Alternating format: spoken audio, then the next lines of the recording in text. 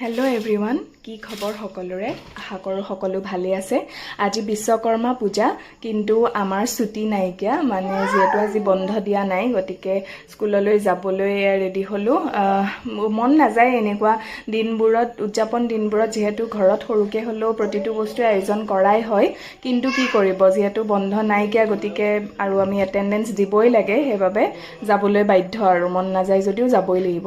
তাৰপিছত ৰাতিপুৱা মই ভাত নাখালোঁ, পোহা খাই গ'লোঁ। তাৰপিছত আজি আহি পেলাই দুপৰীয়া ভাবিলোঁ আজি খিচিৰি খাওঁ, যিহেতু অইন দিনতো খিচিৰি তেনেকৈ খোৱা নহয় ন, কিন্তু পূজাৰ দিনা ভাল লাগে। আৰু মই ৰেচিপিটো মোৰ স্কুলৰ বাইদেউ এগৰাকীৰ পৰা শিকি আহিছিলোঁ, অলপ আজি বেলেগকৈ বনাইছিলোঁ। মানে মগু দালিখিনি বোলে আগতে ভাজি ল'ব লাগে ধোৱাৰ আগত, তেতিয়া টেষ্টটো খুব ভাল হয়। তেনেকৈয়ে বনালোঁ, সঁচাকৈ টেষ্টটো বহুতেই মানে বেলেগ হৈছিলে, একদম ভোজত খোৱা নিচিনা হৈছিল সঁচাকৈ। আৰু খিচিৰিৰ লগততো এখন ভাজি মাষ্ট আৰু কবি ভাজিখন। এয়া মোৰ হাজবেণ্ডৰ অফিচত পাতিছিলে পূজা, অকণমান লগাই দিলোঁ। ধন্যবাদ।